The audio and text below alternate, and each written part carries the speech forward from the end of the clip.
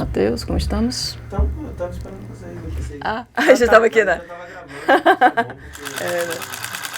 Olá, sejam bem-vindos a mais uma Prosa Cinéfila. Eu sou Amanda Wade e hoje a gente vai falar um pouquinho sobre animação, né? Sobre o mercado de animação, sobre fazer animação, referências de animação.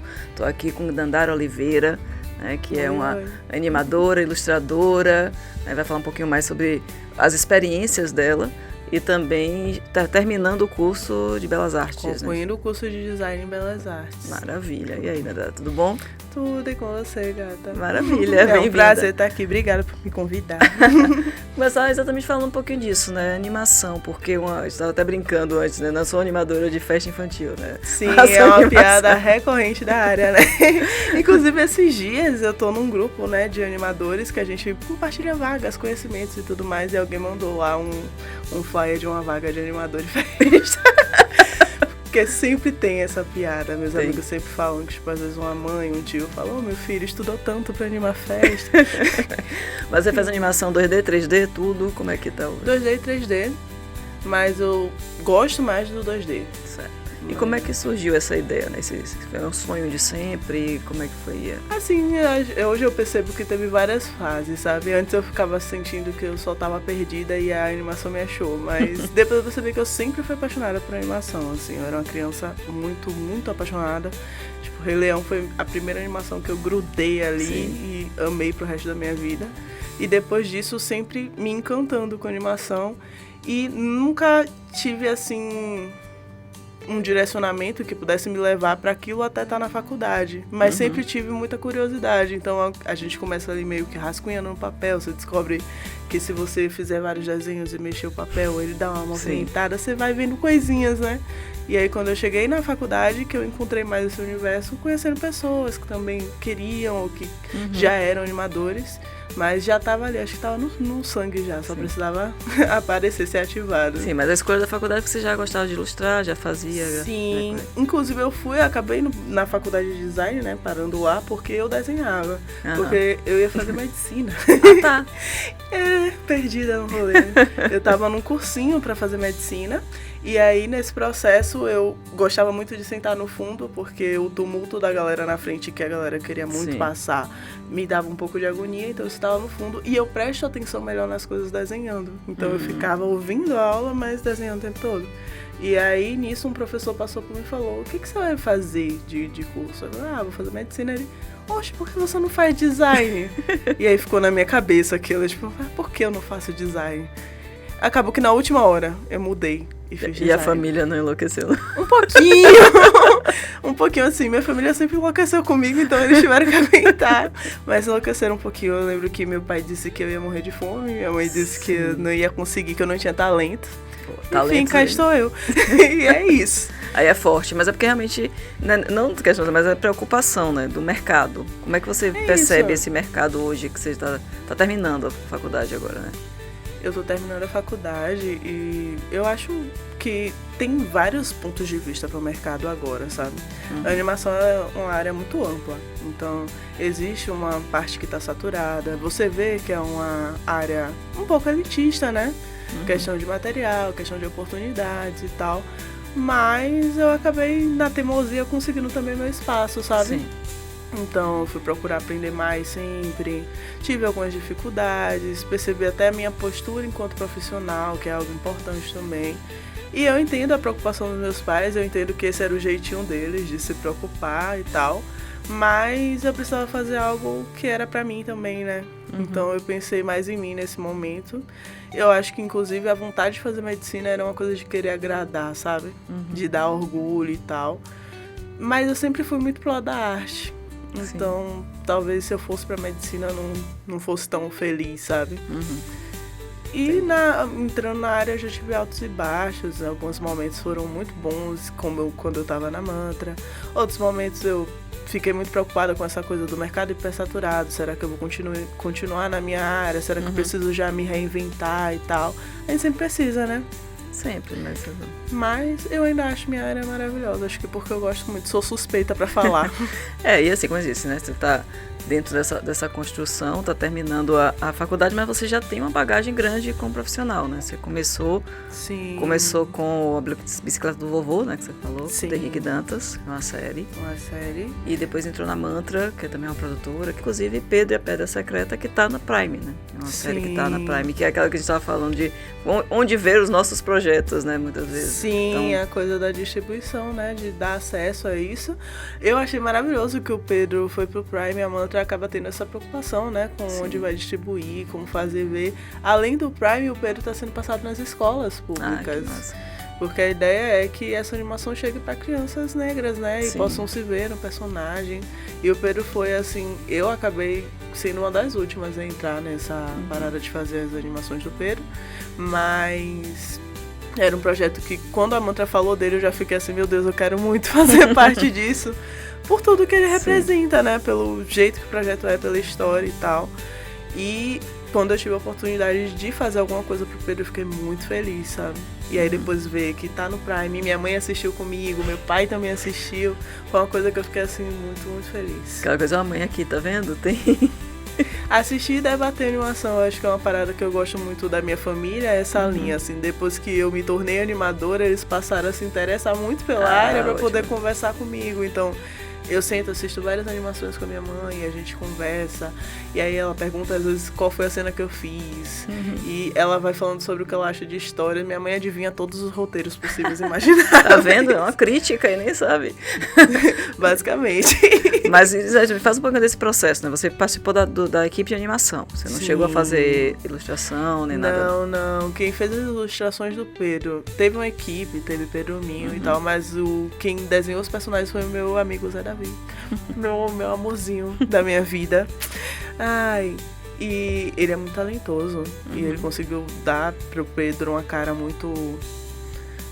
Eu não sei explicar. Tem muita cara dele, mas ainda assim tem muito a cara das crianças que vão assistir. E ainda assim tem a cara, tipo, um pouco minha, um pouco do Léo, que é o CEO da Mantra, no caso, né?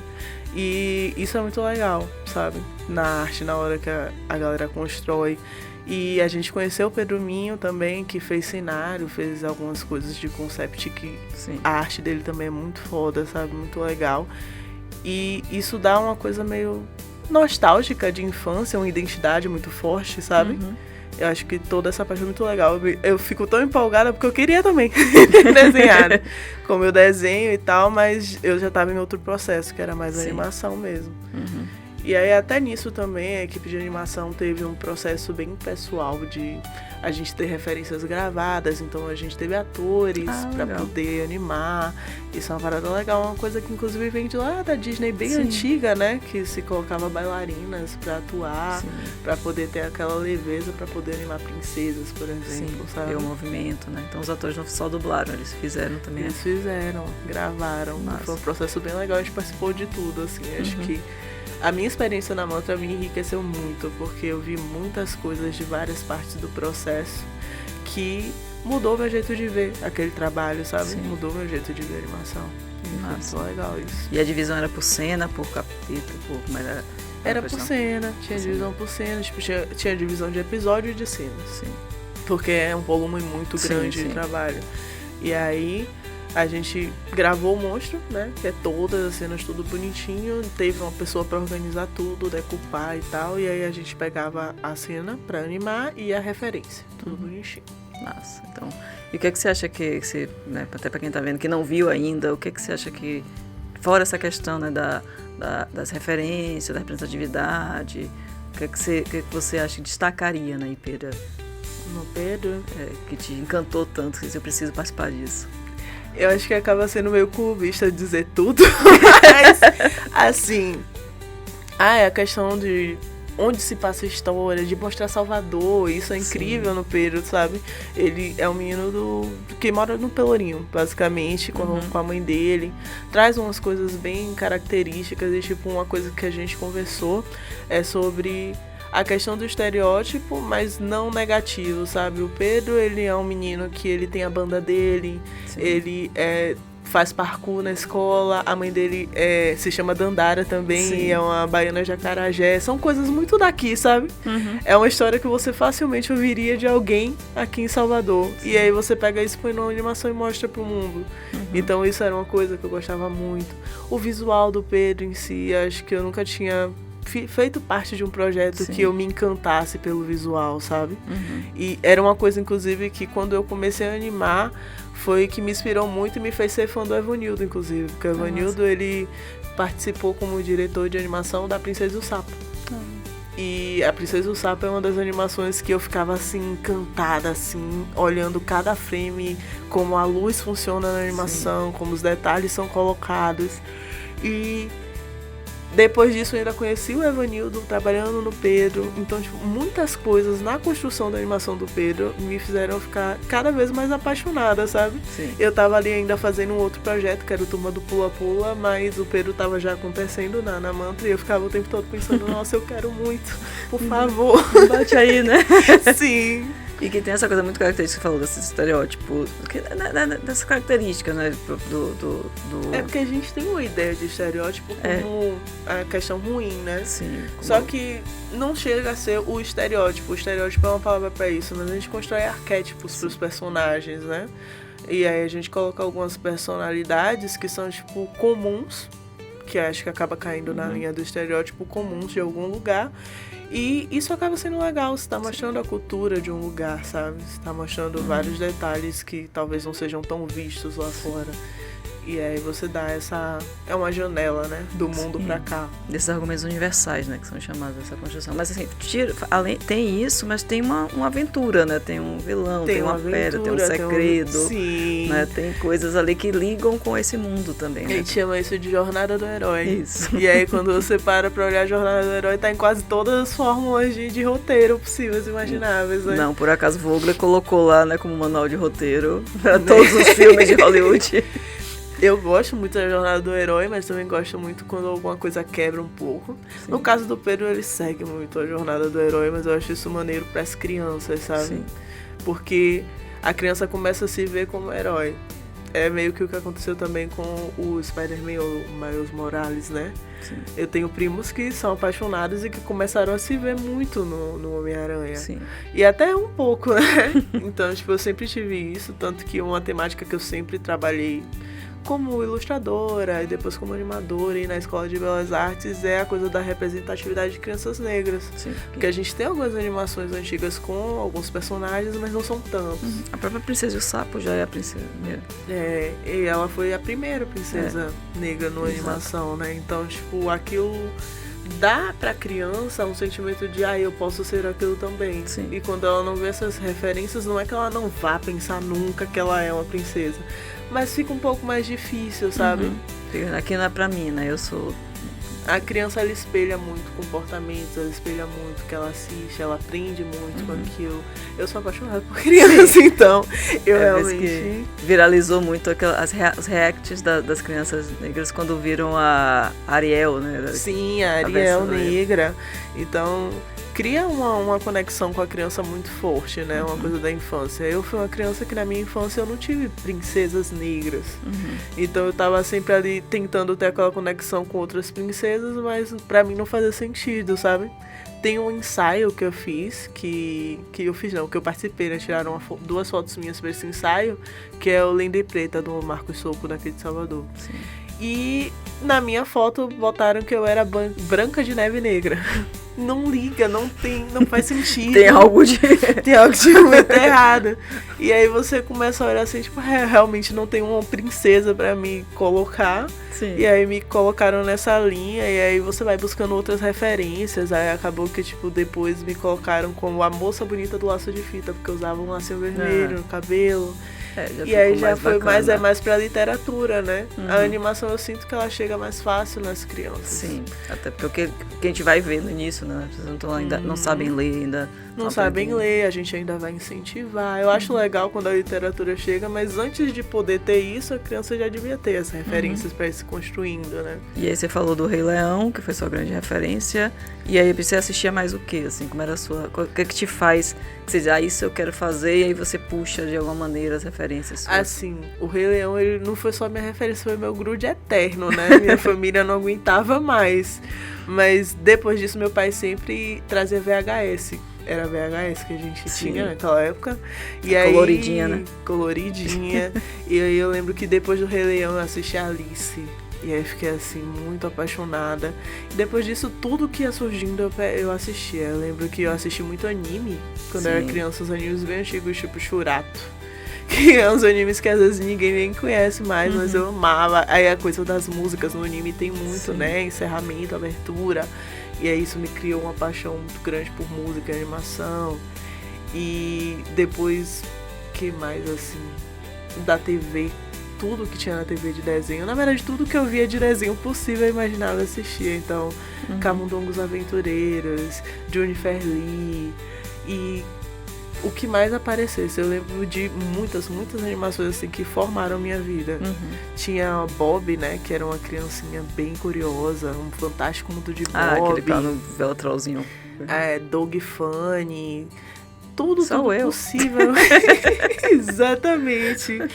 E teve TV Cruz, assim. Minha infância foi muito permeada de animação, quando eu paro pra pensar hoje. E animações brasileiras, você chegou a se aproximar delas? Eu fui me aproximar de animações brasileiras já maiorzinha, né? Já grande. Hoje em dia tem muitas que eu sou apaixonada. Irmão do Jorel é um, assim, que eu amo de paixão. Inclusive, eu conheci o Juliano Henrico graças à Linha Avo e à empresa Júnior. Quando a gente fez a bicicleta do vovô, a gente viajou. A gente foi pro Animafórum. E lá a gente conheceu várias empresas, né? Vários animadores, vários criadores. Aí foi bem legal. Ele deu um autógrafo pra gente e ele desenhou o Irmão do Jorel. Foi incrível. Sou fã também do Irmão do Jorel, adoro. Tem uma história de Amor e Fúria também, com a animação brasileira, que eu amo. Luiz Bonesi. Tem uma que é até recente, que é Lino.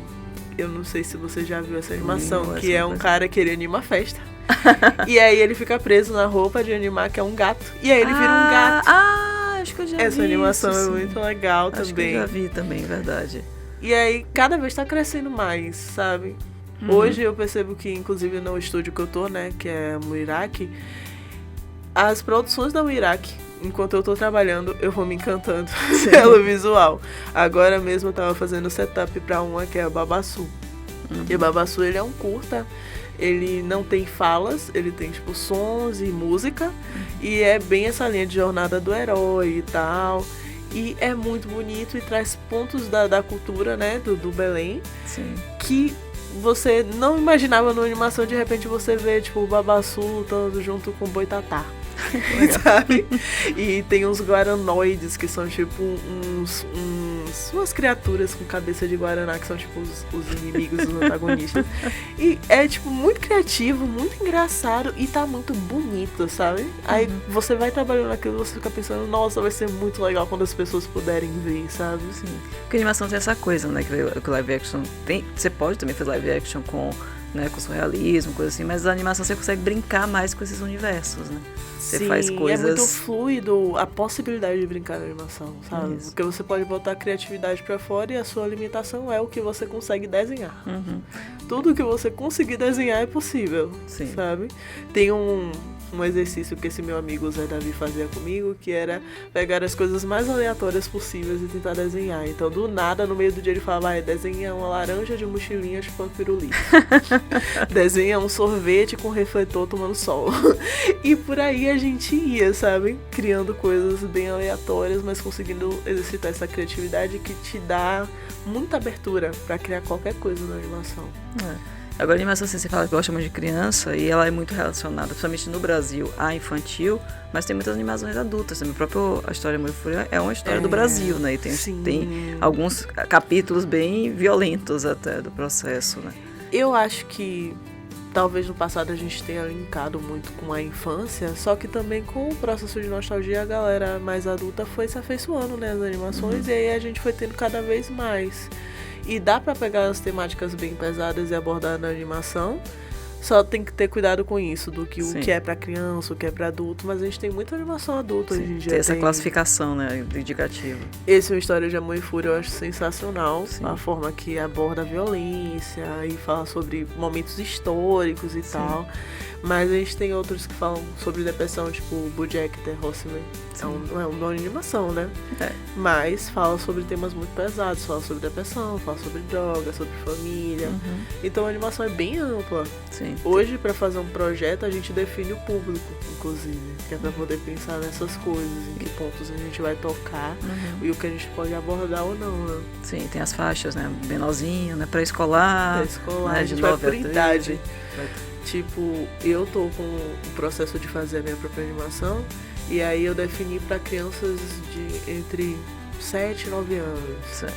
Mas por se tratar de uma temática sobre crianças negras, racismo e tal, mesmo usando o lúdico, porque eu quero que seja uma coisa diferente, eu quero realmente usar para ser educativo, acaba sendo um material que mesmo com essa definição vai ser útil para adultos, Sim. pelo tema.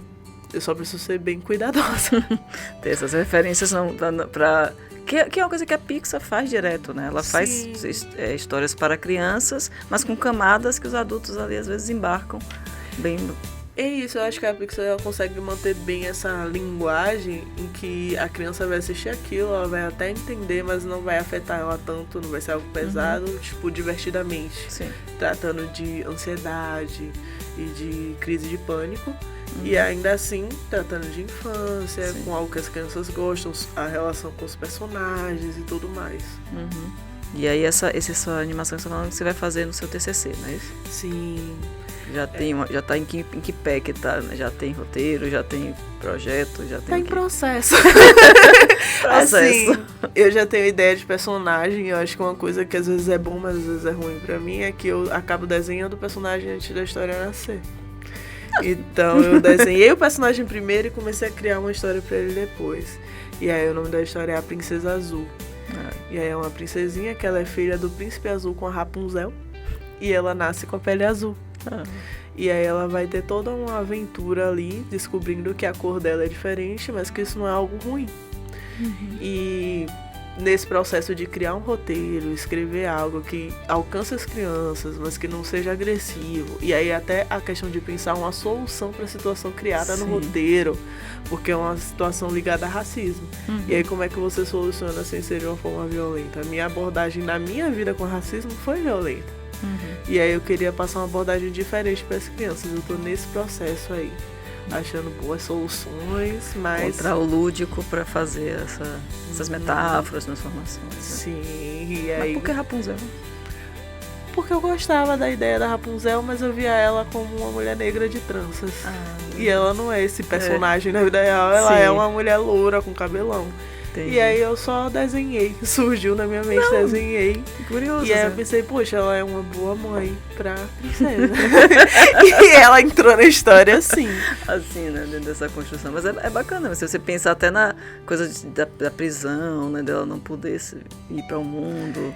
Eu acho engraçado que quando eu criei a ideia da história, assim, crua, era uma coisa muito simples. Príncipe azul, a pele dele é azul, a criança vai nascer azul, com o cabelo da Rapunzel, massa, pá.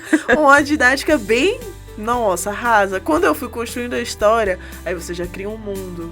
Esse mundo já tem outros elementos, então eu já comecei a pensar sobre ancestralidade, sobre o processo que acontece de apagamento, e isso já entrou na história Sim. também. E, tipo, existiam mais pessoas com esse tom de pele azul, mas houve um apagamento, isso foi esquecido. Como a família real vive no castelo e o povo vive separado, então eles já não viam tanto essas pessoas de pele azul. E aí você vai trazendo muitos outros pontos que vai enriquecendo tanto a você quanto a narrativa enquanto Sim. você escreve. Com certeza. Então já mudou muita coisa assim na história. Tipo, ainda tem essa premissa básica, mas já correu para outro caminho. Mas você vê que a história que vai deixando rico, né? Mesmo que seja a princípio um curta, esse material que tá aqui no bastidor ele vai te ajudar Sim. a deixar isso mais interessante, né? E a ideia é essa, né? Que fique um projeto bem rico e que seja legal para ser passado nas escolas, por exemplo. depois de viver esse processo do Pedro e ver que o Pedro ia ser passado nas escolas e que está acontecendo isso agora, eu já comecei a pensar no meu projeto querendo muito isso, sabe? Querendo estar nas escolas, inclusive eu pretendo visitar escolas para poder conversar com as crianças sobre animação, sobre essa construção da ideia do racismo e tudo mais, para poder enriquecer ainda mais o projeto. E essa lógica do afrofuturismo também, né? De trabalhar essas narrativas a partir dessa perspectiva, é uma coisa que você também traz dentro da sua história. Sim, não tem como não trazer, eu acho, né? Eu gosto muito da ideia do afrofuturismo. Acho que isso também se fortaleceu em mim dentro lá da Mantra. Teve outro projeto que eu não sei em que etapa que eu acabei saindo de lá antes que isso terminasse, mas é o Shire, que também vai para esse lado afrofuturista e que tem essa narrativa de ancestralidade e tal. O Shire, ele trata de um mundo meio que pós-apocalíptico, em que uma religião se sobrepôs a tudo e as religiões de matriz africanas foram abolidas, mas algumas pessoas ainda têm essa espiritualidade. Sim. Então vai existir ali esse despertar, sabe? Eu acho muito interessante. Enfim, eu acabo gostando de tantas coisas assim da Mantra, realmente foi um lugar muito feliz de se estar, sabe? Bom, pra né? aprender e até pra me construir como pessoa, porque eu percebi que eu queria trazer a temática, eu queria muito falar sobre representatividade de crianças, sobre identidade, sobre ancestralidade, mas ao mesmo tempo eu não buscava isso em mim. Eu tinha medo de algumas coisas da minha ancestralidade, eu tinha medo de tocar em certas temáticas, então estar lá me fez também ter essa visão de, tipo, me conhecer enquanto eu encontrava coisas que eu amava e aprendia sobre, sabe? Isso aqui é bonito, né, da arte também. E a gente acabou não falando do bicicleta do vovô tanto, né, pra depois não achar que a gente desceu, né, Henrique Dantas, meu avô. Como é que foi esse processo também? Porque você estava bem no início, né? Sim, eu tava no comecinho. É engraçado como as coisas acontecem, assim. Eu sempre gostei de animação. E lá na Escola de Belas Artes a gente tem Taiguara, né? Que sempre incentiva a galera a ir pra esse lado da animação, né? E aí eu já tinha feito algumas oficinas de stop motion com ele e tal, e ele tava nesse processo de incentivar a galera. Aí a gente fez um núcleo de animação, o núcleo de animação virou uma empresa júnior, e aí a empresa júnior teve o prazer de fazer um projeto com o Henrique, né? Sim. Que inclusive é um amor, uma pessoa incrível. E aí foi um processo muito de aprender fazendo, mas foi uma parada bem legal, assim, pra eu começar a me enxergar como alguém que podia realmente ser animadora. Porque acho que antes disso eu não tinha essa visão de, tipo, poxa, eu realmente posso trabalhar com isso, eu posso fazer isso da minha vida. Que a série não tinha a mistura, né? Tem a parte de live action e tem a animação, que é aquela aventura dos cangaceiros. É uma contação de história, que é outra coisa que eu acho muito legal. Então, tipo, os personagens são bem criativos e você tem essas contações, são tipo como se fossem pequenos contos dentro da história que o avô conta pro neto, né? E aí é bem legal, inclusive até personagem eu virei. Foi? Foi, tem uma cena de um casamento e a noiva do casamento do índiozinho sou eu. Aí, tá vendo? É bem bonita também e é uma coisa que traz muito a coisa do cultural que eu falei, a mesma coisa que tem no Pedro e a mesma coisa que tem no Babassu da Muiraki. Eu acho que eu gosto muito desse lado, eu acabo sempre indo pra esse tipo de projeto. Que é uma coisa que é normal, né? A gente vai falando da nossa própria cultura mesmo de forma universal, né? A gente vê coisas dos Estados Unidos, mas que são da cultura deles. Vê coisas que você falou de anime, né? Os japonês, tem os samurais, várias coisas que a gente vê e consome e tá tudo certo. Então por que não a nossa também ser consumida por todos? E a gente tem uma né? cultura muito rica e muitas vezes, tipo, as crianças, por exemplo, não conhecem tudo que a gente tem de folclore e de lenda brasileira. E a gente mesmo, às vezes, não pega essas referências porque a gente está muito saturado de outras referências. Que a gente vive hoje, né? Tudo é muito global. A gente vê de tudo, de todos os lugares, sabe? Uma hora você está assistindo novela brasileira, outra hora você está vendo um dorama, outra hora você está vendo uma novela turca. Verdade. Então, tudo no mesmo lugar, inclusive. Nesse processo, tudo vira um pouco referência pra gente, né? Mas aí a gente acaba esquecendo um pouco que a gente tem esse referencial daqui.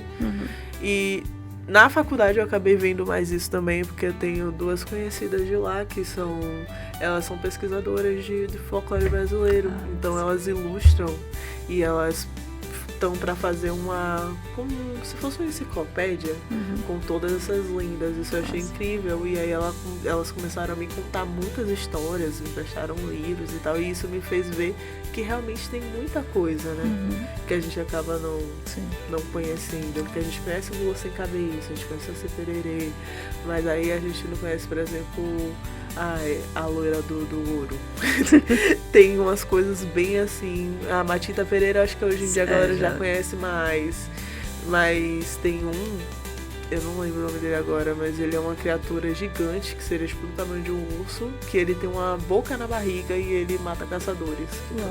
Então a gente tem... A Matita entrou naquela Cidade Invisível, né? Aquela Cidade Invisível, e tem uma série que é Juro Que Vi, que é uma série que acho que é da Disney, mas é com uma outra empresa que fez algumas animações, uns curtas das lendas brasileiras. Tem da Matita, do Boto, do Saci. Eu não lembro se tem da Yara, acho que tem da Yara. E é lindo, lindo, lindo, lindo. Inclusive, foi mais uma das coisas que me fez apaixonar pelo trabalho do Evanildo. Ele tava nesse projeto também. Tudo tá ali um pouquinho, né? E essa coisa. E você tem sonhos, como é que é o seu, de ir pra fora também? Ou como é que você pensa a sua carreira, né, a partir de agora? Eu tenho vontade de ir pra fora, mas eu gosto muito dessa coisa que a gente tem aqui do trabalho cultural, sabe? Gostaria de ir e voltar, eu acho. Porque aí é uma oportunidade, né? Sim. Você vai ampliar, vai abrir seus horizontes, né? Sim. Mas eu gosto muito do trabalho que a galera tá fazendo aqui e dessa coisa da cultura brasileira. Mas ainda tenho vontade de ir pra uma Disney, uma Cartoon da vida, sabe? Chegar nesse lugar. Uma DreamWorks, pelo menos. Sim, e ter aquele reconhecimento também. Acho que mais um reconhecimento até do que o lugar. De ser uma animadora muito foda e ser referência pra outras pessoas, sabe? Que é o que o Carlos Saldanha fez, né? O Carlos Saldanha começou, aí fez Rio, aí depois ele já vai fazer Saltimbancos, né? Já tá tentando mexer ali na estrutura, né? É uma coisa que eu acho massa, porque tem muito brasileiro lá, inclusive, na Disney, né? Muito brasileiro em todo lugar. Exato, é isso que é brasileiro se espalha. E isso é muito legal porque a galera leva também as referências daqui e acaba enriquecendo os processos, só que às vezes a gente não tem o conhecimento, né? Porque a gente vê a obra toda e não presta mais tanta atenção em quem está por trás daquilo, né? Sim. Mas... não tem tão autor tipo o Estúdio Ghibli, né? Que você vai pegar muito Miyazaki, aquele traço dele. E ainda assim, quando a gente pega o Miyazaki, no Estúdio Ghibli tem trocentos outros nomes. Sim. Que a gente acaba não conhecendo, porque são equipes grandes, né? Tipo, pra fazer o Pedro, teve eu, teve Thiago, teve Gabito, e é uma galera ali, teve Fred, teve outros animadores de fora, e é uma equipe pequena, aí dá pra você conhecer mais a equipe toda. Tipo, uns 6 animadores, dá pra você conhecer a equipe toda. Agora, se você pega um Estúdios Ghibli, 100 animadores, 100 ilustradores, sabe? A gente acaba não tendo essa coisa de parar e conhecer o trabalho e tal, a não ser quando a gente começa a ter realmente aquela referência e perceber, tipo, olha, essa pessoa tem todas as coisas que eu gosto muito, acho que eu queria ser essa pessoa aí. Tem alguma coisa aí, né? Massa. É isso, então. Deixa algumas dicas, então, de coisas brasileiras que você fez descobrindo agora, que as pessoas pudessem... Acho que todo mundo devia assistir Uma História de Amor e Fúria. Acho muito bom. Assistam o Pedro. Assistam Pedro, né? Assistam Pedro, tá lá no Prime. Eu acho que tudo que vocês puderem assistir, que tenha pessoas brasileiras, acho que os clássicos também. Assistir Rio. Rio é incrível. Tem o 1 e o 2, então... tem 1 e 2. É uma parada bem legal e fiquem atentos ao que vai sair, porque tá vindo muita coisa nova agora, inclusive. Sim, tem essa... O mercado tá aquecendo, né? Esperanças temos. Estamos tendo uma volta agora, né? Depois de um período aí sem incentivos e tudo mais pra arte, a gente tá tendo meio que um recomeço, né? Voltando a andar. E essa importância que você fala das escolas, né? De formação de público também, né? Formação de público. E seria interessante também que fosse mais distribuído cinemas. E até em casa mesmo, TV aberta e tal.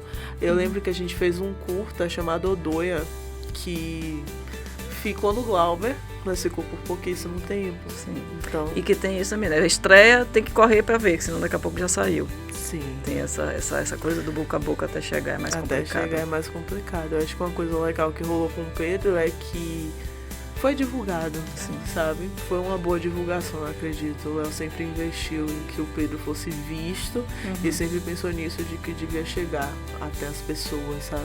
Porque não adianta só fazer, precisa ser visto, Claro. sabe? E acho que aprender com esses estúdios, né? Bom, a Pixar vai fazer um filme 2 anos te martelando ali, ó. Tá vindo, tá surgindo, tá surgindo. Olha aí, ó, tá chegando. Aí ninguém aguentava esperar e chegou, aí sai correndo. É isso, ter essa coisa, esse fervor, né? Pra poder incentivar a galera aí ao cinema. Seria bom se o cinema fosse mais acessível. A gente sabe que a gente tá vivendo um momento em que as coisas estão ficando cada vez mais inacessíveis. Mas eu acho que é isso, não deixar perder o que a gente tá produzindo, sabe? Acho que a TV aberta acaba sendo uma boa pra isso, só que a TV aberta também tem um custo, Sim. né?